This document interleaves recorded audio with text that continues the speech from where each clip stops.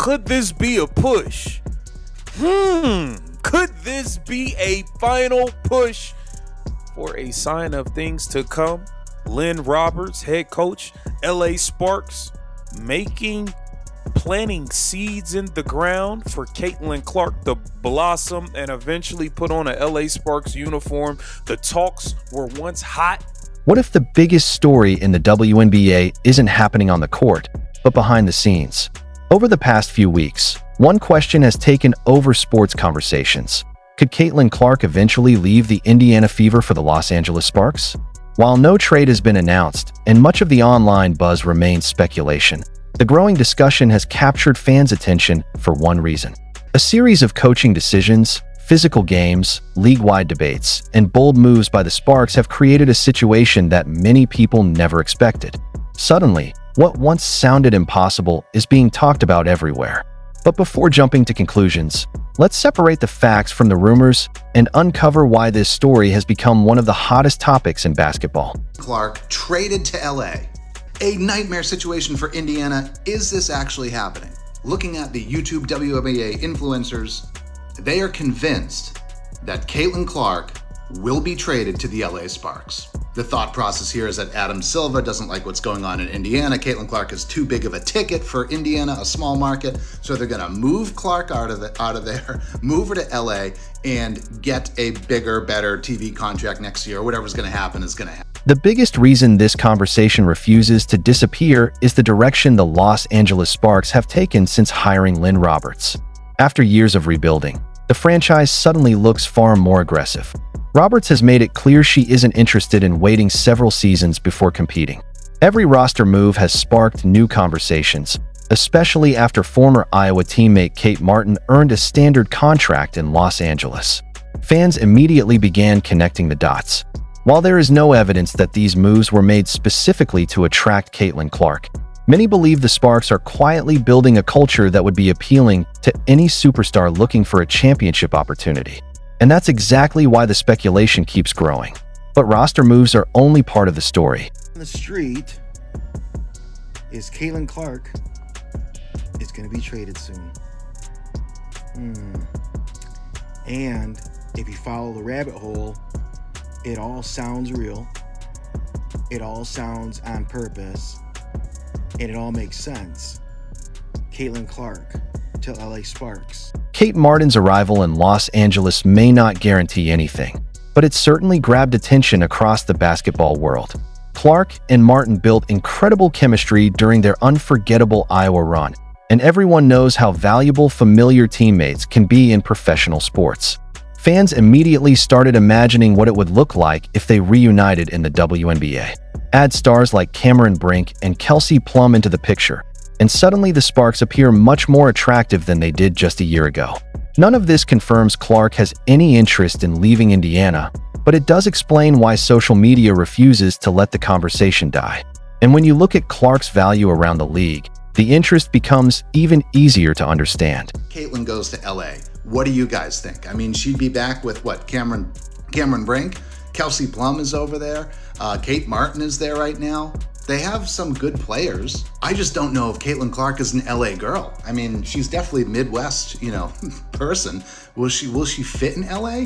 I mean, with Cam and that team, I don't know. Maybe the spotlight will. Whether people support her or not, one fact is difficult to ignore. Caitlin Clark has transformed the WNBA's popularity. Television ratings continue reaching historic levels whenever she plays. Arenas sell out weeks in advance. Merchandise disappears almost instantly, and national conversations seem to revolve around her every move. At only 24 years old, she has already become one of the league's biggest attractions while continuing to produce elite numbers on the floor. From a business standpoint, every franchise would love to build around a player capable of changing attendance, sponsorships, and television audiences overnight. That's why every rumor involving Clark instantly becomes headline news. But the growing frustration in Indiana is what truly fueled these discussions. Oh man, if you haven't heard, Kate Money Martin, man, just got signed to a standard contract with the LA Sparks, man. And this was much deserved and needed because the WNBA needs Kate Martin on a team. And they had to make room to do this, so Thank you to Nia Lasson. But we talking about Kate Martin. We already know from Iowa with the face of the league, the baby goat, Caitlin Clark. Also, one of the people that have the top selling basketball jerseys in the WNBA and has had it since she came in. But she also has the skill to be on a team. So this is good. I'm pretty sure a lot of people is happy about this sign. As impressive as Clark has been, the season hasn't been free of controversy. Several coaching decisions by the Fever created heated debates among fans, especially after games where Clark spent unexpected stretches on the bench. Add visible moments of frustration during timeouts, and people immediately began wondering whether everyone inside the organization was on the same page. Both Clark and the coaching staff publicly dismissed any talk of serious problems, describing those moments as competitive emotions. Still, once millions of viewers witnessed those exchanges, speculation naturally follows. And before those questions had time to fade, another issue pushed the conversation even further. This time, it wasn't about coaching, it was about protection. Pissed. After tonight's game, I'm pissed, and I'm clearly not alone in my sentiments, but the league has a serious officiating issue, and the fact that the way that they treat their generational talent is truly disgusting. The calls tonight were insane, or the no calls tonight were insane. Throughout the season, Clark has been involved in several physical incidents that sparked intense debate about officiating. Some hard fouls, missed calls, and post-game reactions led fans, analysts, and even former players to question whether the league was doing enough to protect its biggest stars. The Fever coaching staff publicly called for greater consistency from officials, while Clark herself chose a measured approach, saying the league simply needed to improve player protection across the board. Those comments only intensified online discussions, with many supporters arguing she deserved better treatment. Whether those claims are completely fair or not, the debate became impossible to ignore, and then another piece of the puzzle made everyone look toward the future.